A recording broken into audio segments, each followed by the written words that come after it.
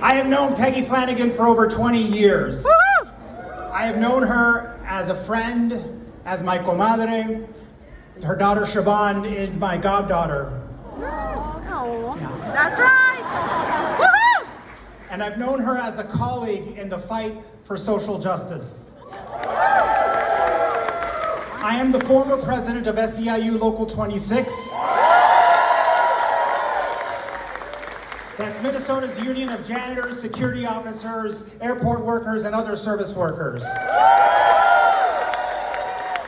That's a role I had for 14 years. And I want to tell you tonight how I know that Peggy Flanagan will be the kind of senator we want, the kind of senator that we need in today, in this historical moment. Someone who will stand up for what's right and ensure that the least fortunate are represented at the tables of power.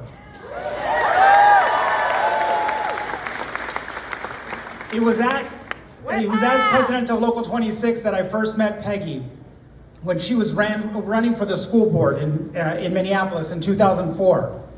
I was not surprised when that year she was the highest vote getter in the citywide election, because when she had screened with SEIU, we had all agreed that although she might have been the youngest school board member in the state, which she ended up being, she was also the most together candidate any of us had ever seen. I was like, who is this wonder child? Not long after that, Peggy and I were hanging out, and she walked up to me and looked at me in the eyes and said, "We are going to be best friends." And she was right. Yes, Over the years, we've worked together on many projects, including when we took time off from our day jobs in the final weeks of the campaign to defeat the Republican proposed constitutional amendment to ban same-sex marriage.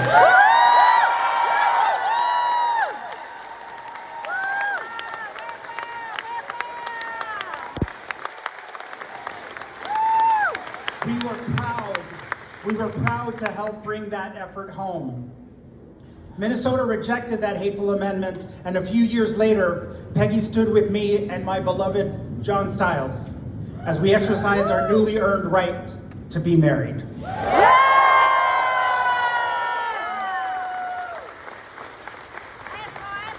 But the story I want you all to hear today is one that I think is very relevant to this race and the moment we are in, when we are seeing one party that has become a cult of personality to an authoritarian.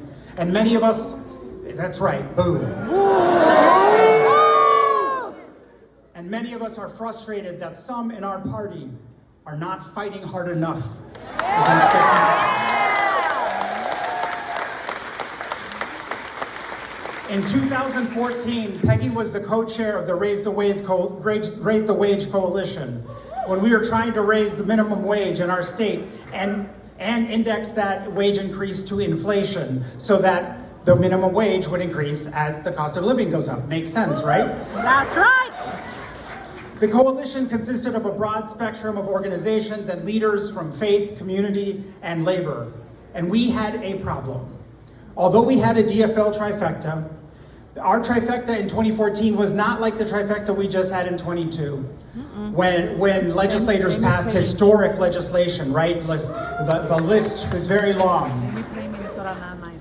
In 2014, the principal concern many leaders expressed was that we needed to be cautious. That we couldn't overreach, because the voters then might punish us. Well, spoiler alert, the voters didn't reward caution either. That's right. We lost that majority anyway. Now, how that caution was expressed in the minimum wage debate was that when we finally got both the House and the Senate to agree on increasing the wage, only the House would agree to index the wage to inflation.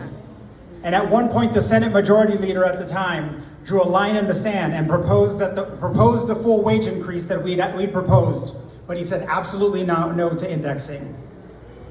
At an emergency meeting that was called at the office of one of the coalition members, the coalition partner started to describe the proposed compromise, suggesting, it sounded to those of us in the coalition, that we should maybe take this deal.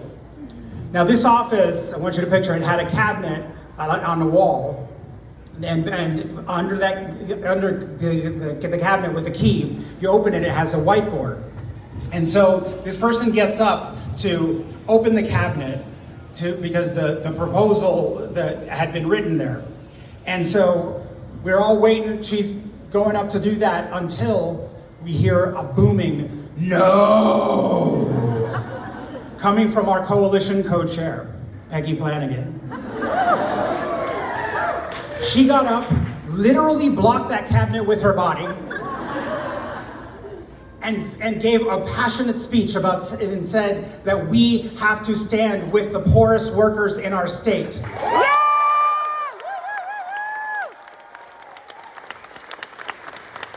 She told us that the least that we could do is to tie their small, literally minimum wage to the increases in cost of living. We left that meeting determined to keep the fight going. And under Peggy's leadership, we did win that wage increase indexed to inflation. That's right!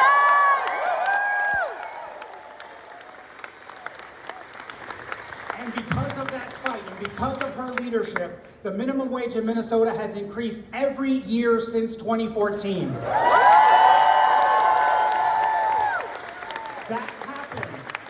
That happened because we, led by Peggy Flanagan's tenacity and uncompromising values, stood up for what was right, even up against the leaders of her own party.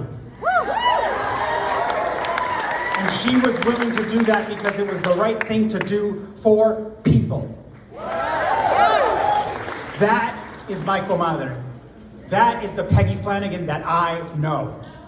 A woman who will stand up for kids to ensure none are hungry in school.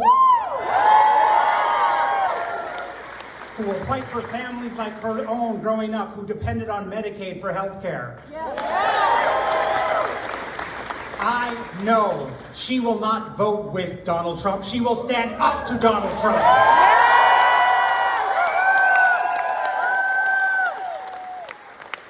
And she will stand up to those in our party who believe the path to fight authoritarianism is caution.